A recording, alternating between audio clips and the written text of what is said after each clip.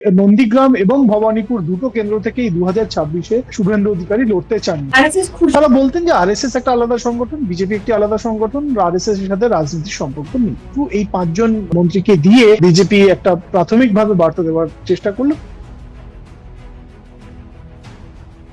স্বাধীনতার পর এই প্রথম পশ্চিমবঙ্গে ক্ষমতায় এলো বিজেপি, আর বিজেপি সরকারের প্রথম মুখ্যমন্ত্রী হিসেবে শপথ নিলেন তৃণমূলের প্রাক্তন শুভেন্দু অধিকারী। আর এখানেই প্রশ্ন উঠছে, যারা দীর্ঘদিন ধরে বিজেপিটা করে আসছেন, নানা ত্যাগ স্বীকার করেছেন, সেই পুরনো বিজেপিরা কি শুভেন্দু অধিকারীকে মেনে দিতে পারবেন? আরএসএস কি খুশি খুশি কথা বলার আমাদের সঙ্গে রয়েছেন বিশিষ্ট সাংবাদিক সন্দীপ পাল। প্রথমে আপনাকে অনেক স্বাগত জানাই ইনস্ক্রিপ্টে। কি মনে করছেন আপনি শুভেন্দু অধিকারীর এই জয়? তিনি নন্দীগ্রামে মমতা বন্দ্যোপাধ্যায়কে হারিয়েছিলেন, ভবানীপুরেও হারিয়েছেন। এই কৃতিত্বে জোরেই কি মুখ্যমন্ত্রী হলেন? হ্যাঁ, এক ধরনের তাই। কারণ হচ্ছে যে শুভেন্দু অধিকারী তৃণমূল কংগ্রেস থেকে এসেছিলেন এই প্রতিজ্ঞা নিয়েই যে তৃণমূলকে তিনি হটাবেন এবং বিজেপিকে তিনি সে কাজে সাহায্য করবেন। গতবারে আমরা দেখেছি যে তার খানিকটা তার নেতৃত্বেই বিজেপি যে নির্বাচন লড়েছিল, সেখানে তিনি সেই সাফল্য পাননি যেখানে বিজেপি সরকারের ক্ষমতায় আসতে পারে। কিন্তু তিনি নন্দীগ্রামে মমতা বন্দ্যোপাধ্যায়কে হারিয়েছিলেন এবং তারপরেও কিন্তু তিনি দমে যাননি। তিনি আবার তৃণমূলে ফিরে যাননি বা তৃণমূলে ফেরার কথা ভাবেননি। তিনি বিজেপির সঙ্গেই থেকেছেন এবং এবারে অমিত শাহ, নরেন্দ্র মোদীরা কিন্তু তাকে আরো একটি গুরুত্বপূর্ণ কাজ দিয়েছিল। আমার যতদূর আমার সূত্রের খবর, যে নন্দীগ্রাম এবং ভবানীপুর দুটো কেন্দ্র থেকেই 2026-এ শুভেন্দু অধিকারী লড়তে চাননি, দুটো কেন্দ্রে লড়তে চাননি। কিন্তু অমিত শাহ তাকে এই ভবানীপুর কেন্দ্রে পাঠিয়েছিলেন মমতা বন্দ্যোপাধ্যায়ের বিরুদ্ধে লড়ার জন্য, কারণ সেটা একটা বার্তা দেওয়ার জন্যই মূলত পাঠানো হয়েছিল তাকে। এবং সেখানেও কিন্তু শুভেন্দু অধিকারী তার সর্বশক্তি দিয়ে এই আসনটি মমতা বন্দ্যোপাধ্যায়ের কাছ থেকে ছিনিয়ে নিয়েছেন। এবং যেটা অমিত শাহের কথাতেও আমরা দেখেছি যে গতবারে শুভেন্দুর মাটিতে গিয়ে মমতা বন্দ্যোপাধ্যায় লড়াই করেছিলেন, শুভেন্দুর প্রায় ঘরের মাটি সেই নন্দীগ্রামে শুভেন্দু অধিকারী জয়ী হয়েছিলেন। কিন্তু এবারে মমতা বন্দ্যোপাধ্যায়ের ঘরে এসে তিনি মমতা বন্দ্যোপাধ্যায়কে হারিয়েছেন। কাজেই সেখানে কিন্তু এই এই যে লড়াই, এই লড়াইয়ের একটা পুরস্কার স্বরূপই কিন্তু বলা যেতে পারে যে শুভেন্দু অধিকারীকেই আবার বিজেপি মুখ্যমন্ত্রীর পদের জন্য বেছে নিয়েছে। অন্যদিক থেকে আরো একটা জিনিস দেখতে হবে যে বিজেপির অন্যান্য নেতাদের কিন্তু সরকারে থেকে কাজ করার অভিজ্ঞতা নেই, সেটা কিন্তু শুভেন্দু অধিকারীর রয়েছে। তিনি বহুদিন মন্ত্রী ছিলেন, বহু গুরুত্বপূর্ণ দপ্তর সামলেছেন তৃণমূল কংগ্রেসের সরকারে থাকার সময়। ফলে তার সংসদীয় রাজনীতির অভিজ্ঞতা দীর্ঘ, তার সরকারের অভিজ্ঞতা রয়েছে এবং সেইটাকেই কিন্তু বিজেপি নেতৃত্ব তারা কাজে লাগাতে চাইছেন এবং সেই জন্যই আমার মনে হয় যে তাকেই বেছে নেওয়া হয়েছে এই মুখ্যমন্ত্রী পদের জন্য। ভোট প্রচার কালে কিন্তু বারবার প্রশ্ন উঠেছে যে বিজেপি যদি জিতেও যায় মুখ্যমন্ত্রী হবে কে? নানা গোষ্ঠী রয়েছে, তার মধ্যে একটা কোন্দল হবে যে আমি মুখ্যমন্ত্রী হতে চাই। তো সেই জায়গা থেকে আবার প্রশ্নটা এই জন্য ছিল যে তাহলে অন্যান্য গোষ্ঠী, বারবার এটা তো কথা হয়েছে যে দিলীপ ঘোষ একটা গোষ্ঠী রয়েছে, সুকান্ত মজুমদার গোষ্ঠী রয়েছে, শ্রমিক ভট্টাচার্য। শ্রমিক ভট্টাচার্য কি সাইড হলেন, সাইড হতে হলো তাকে? কারণ দিলীপ ঘোষ তো তাও শুভেন্দু অধিকারীর পরেই তিনি মন্ত্রী হিসেবে শপথ নিলেন, যদিও কোন দপ্তরের তিনি মন্ত্রী এখনো ঘোষণা হয়নি। না, আমি ব্যাপারটাকে একটু অন্যভাবে দেখছি। সেটা ঠিকই, আপনি ঠিকই বলছেন যে বিজেপির মধ্যে অনেক ধরনের অনেক গোষ্ঠী রয়েছে এবং সেই গোষ্ঠীর মধ্যে টানাপোড়েন আমরা দেখেছি। এবং এই শুভেন্দু অধিকারী এবং দিলীপ ঘোষের মধ্যেই একটি সময়ে অত্যন্ত তিক্ত সম্পর্ক ছিল, সেটা দিলীপ ঘোষও স্বীকার করেছেন কোনো কোনো সাক্ষাৎকারে।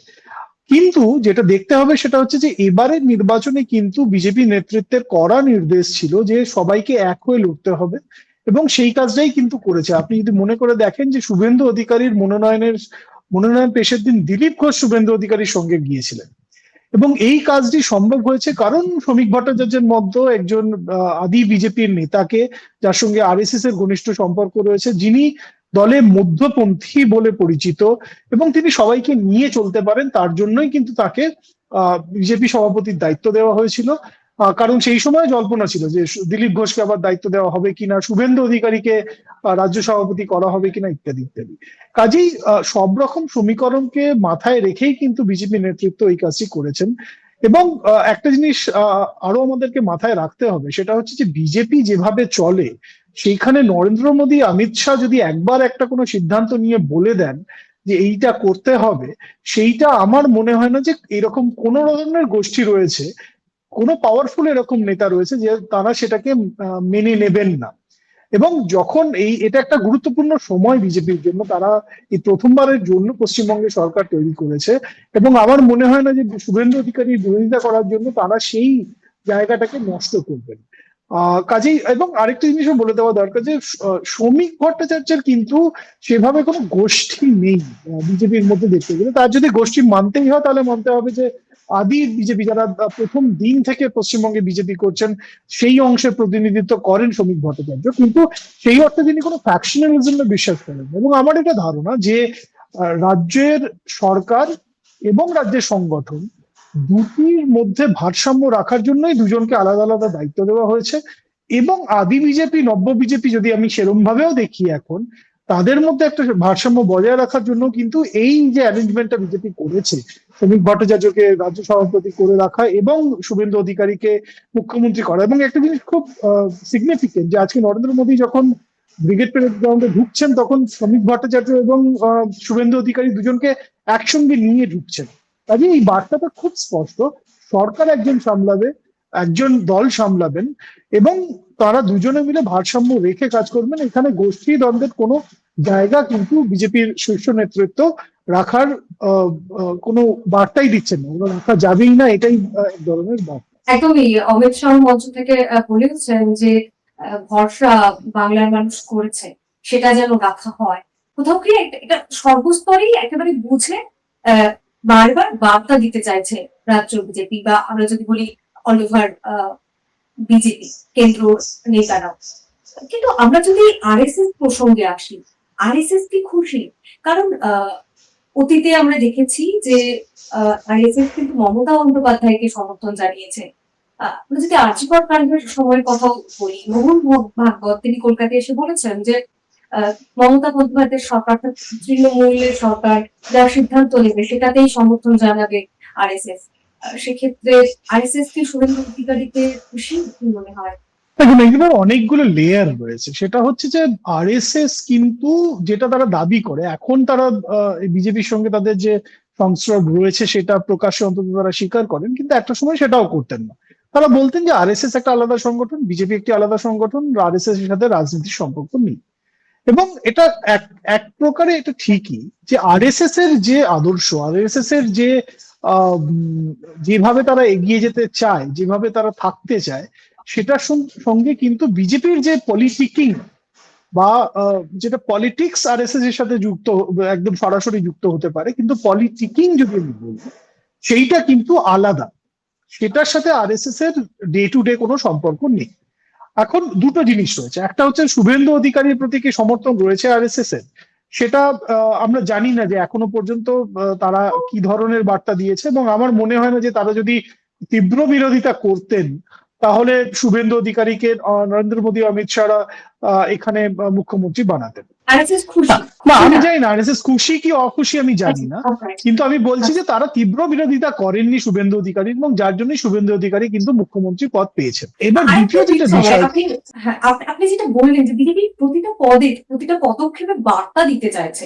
আজকে যদি আমরা শপথ গ্রহণের অনুষ্ঠানটাও একটু মানে গুরুত্ব দিয়ে দেখি, যে পরপর ক্রোনোলজিক্যালি যারা শপথ নিলেন সেখানেও একটা বার্তা লুকিয়ে রয়েছে আদিবাসী সম্প্রদায়ের, মতুয়া সমাজের। উত্তরবঙ্গ আমরা জানি যে প্রথম থেকে বিজেপিকে শক্তি জুগিয়েছে। উত্তরবঙ্গের নিশীথ প্রামাণিক তিনিও মন্ত্রী হিসেবে শপথ পেলেন।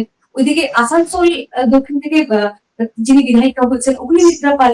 এই যে কোথাও গিয়ে কি এই যাদেরকে মন্ত্রী হিসেবে ঘোষণা করা হলো, যারা শপথ নিলেন, তার মাত্র বার্তা দিতে চাইলো বিজেপি। অবশ্যই পলিটিক্সে কোনো কিছুই অপটিক্স ছাড়া হয় না, পলিটিক্সে কোনো কিছুই তার একটা গূঢ় মত একটা মানে থাকবে না, সেটা ছাড়া কিন্তু পলিটিক্স হয় না। এখানে দুটো জিনিস রয়েছে, একটা হচ্ছে যে এই যে 5 জন মন্ত্রিসভায় আজকে শপথ নিলেন, মন্ত্রিসভার জন্য মন্ত্রী হিসেবে শপথ নিলেন, একটা ইকুয়েশন দেখতে হবে যে তারা কিন্তু রাজ্যের বিভিন্ন প্রান্তকে প্রতিনিধিত্ব করছেন। একটা হচ্ছে দক্ষিণবঙ্গকে প্রতিনিধিত্ব করছেন, একটা মতুয়া সমাজকে প্রতিনিধিত্ব করছেন, সেটাকে দক্ষিণবঙ্গের মধ্যেই যদি আমরা ধরি খানিকটা।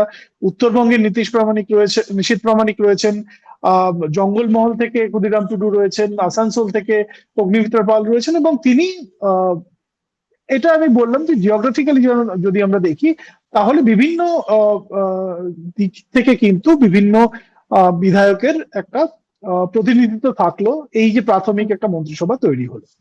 দ্বিতীয়ত যদি আমরা দেখি, সেটা হচ্ছে যে অন্য যে লেয়ারটা রয়েছে, সেটা হচ্ছে যে অগ্নিমিত্রা পাল তিনি মহিলা বিধায়ক। এবারে প্রায় 17% মতো মহিলা বিধায়ক নির্বাচিত হয়েছেন বিজেপির টিকিটে এই পশ্চিমবঙ্গ বিধানসভায়। তাদের প্রতিনিধিত্ব করছেন। অগ্নিমিত্রা পাল এর আগেও জিতেছেন এবং তিনি বিজেপির মহিলা মোর্চার সভানেত্রী ছিলেন একটা সময়। কাজেই মহিলাদের মুখ হিসেবে অগ্নিমিত্রা পালকে তুলে আনা হলো। দিলীপ ঘোষ তিনি অবশ্যই, যেটা আমরা দেখলাম যে শুভেন্দু অধিকারীর পরেই তিনি শপথ নিলেন, এবং সেটারও কারণ কিন্তু যে তার সিনিয়রিটি। তিনি কিন্তু অন্যতম সফল বিজেপি সভাপতি। তারামলি 2019-এর এত ভালো ফল হয়েছে, 2021-এ বিজেপি ক্ষমতায় না আসতে পারলেও 77টি সিট পেয়ে প্রধান বিরোধী দল হয়েছে, এবং তার একটা গ্রহণযোগ্যতা রয়েছে আপামর বিজেপি সমর্থকদের মধ্যে, কর্মীদের মধ্যে, পুরো রাজ্য জুড়ে। কাজেই তিনি এই অংশটাকে, এবং আরএসএস এর সাথে তার যে একদম সম্পৃক্ততা রয়েছে, সেইটা একটা রিপ্রেজেন্টেড হলো। তো জঙ্গলমহল থেকে এবার বিজেপি যে ধরনের ফলাফল করেছে, সেখানে জঙ্গলমহলের গুরুত্ব কিন্তু অনেকটা বেশি বিজেপির কাছে এবং এই নতুন সরকারের কাছে।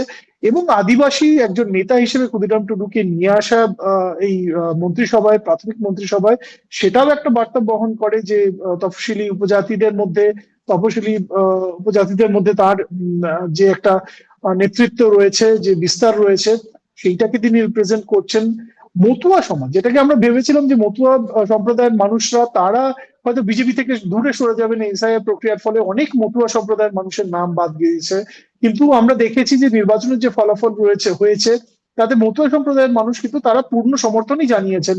বেশিরভাগ মানুষই সমর্থন জানিয়েছেন এই বিজেপি কে সরকারে আসতে সাহায্য করেছেন। ফলে সেখানে অশোক কীর্তনিয়ার তিনিও দ্বিতীয়বারের বিধায়ক, তার মন্ত্রিসভায় আসাও সেটাও কিন্তু গুরুত্বপূর্ণ। এবং খুব গুরুত্বপূর্ণ যে ঠাকুর পরিবারের কেউ কিন্তু বিজেপির মন্ত্রিসভায় এই মুহূর্তে এলেন না। অশোক কীর্তনিয়া, তাকে কিন্তু এই মন্ত্রিসভায় জায়গা দেওয়া হলো। তিনি মতুয়া সম্প্রদায়ের, কিন্তু সরাসরি ঠাকুর পরিবারের কেউ নন। তো কাজেই অনেক ধরনের রাজনৈতিক বার্তা কিন্তু এই 5জন মন্ত্রীকে দিয়ে বিজেপি একটা প্রাথমিকভাবে বার্তা দেওয়ার চেষ্টা করলো। এবং তারপর আমাদের দেখতে হবে যে পূর্ণাঙ্গ মন্ত্রিসভা যখন তৈরি হবে, তখন কাকে কাকে জায়গা দেওয়া হলো, কাকে কোন দপ্তর দেওয়া হলো, কাকে কতটা গুরুত্ব দেওয়া হচ্ছে। একদম। এখন আগামী দিনে এই সমন্বয় বজায় থাকে কিনা, যে বার্তা বিজেপি দিতে চাইছে যে সবাইকে নিয়ে একসঙ্গে চলতে হবে, এবং বিজেপির বিরুদ্ধে যে নানা রকম অভিযোগ দিতে করা হয়েছে, যে বিজেপি আসলে সংখ্যালঘুদের বা আদিবাসীদের তাদের অচ্ছুত মনে করে, তাদের জন্য উন্নয়ন করবে না। আমরা শুভেন্দু অধিকারীকেও বলতে শুনেছি যে হিন্দুরাই তাকে ভোট দিয়েছে, মুসলিমরা ভোট দেয়নি, তিনি হিন্দুদের জন্য কাজ করবেন, হিন্দুদের বিধায়ক, ইত্যাদি ইত্যাদি। কিন্তু যখন আবার কালকে তিনি মুখ্যমন্ত্রী হিসেবে নির্বাচিত হলেন, তখন দেখা গেল তিনি সবকা সাথ সবকা বিকাশ বললেন। তো আগামীতে দেখা যাবে এটা এই উন্নয়নযোগ্য এইভাবে এগোয় কিনা বিজেপি সরকারের। 5-এ পা দিল ইনস্ক্রিপ্ট। এই 5 বছরে আমরা আমাদের সাধ্যমতো শ্রম, নিষ্ঠা এবং সাহসে ভর করে চালিয়ে গেছি আমাদের সাংবাদিকতা। এক্সিট পোলের মিথ্যাচার ফাঁস করেছি আমরা। গিগ শ্রমিক, পরিযায়ী শ্রমিকদের কথা বারবার তুলে ধরেছি আমরা। প্যালেস্টাইন, বাংলাদেশ নিয়ে কথা বলেছি আমরা। বাংলাদেশের শাটডাউনের দিনগুলিতে প্রবাসী বাঙালিদের তাদের পরিবার পরিজনের খবর দিয়েছি আমরা। নাগরিক সাংবাদিকতা চালিয়ে যেতে গেলে চাই নাগরিকদের প্রত্যক্ষ অংশগ্রহণ। তাই আমরা ডোনেশন ব্যবস্থা চালু করেছি। স্ক্রিনে দেওয়া এই কিউআর কোডে আপনারা আমাদের যে কোনো অঙ্কের মূল্য পাঠাতে পারেন। আপনাদের অনুদান আমাদের নিজেদের কাজ এগিয়ে নিয়ে যেতে সাহায্য করবে।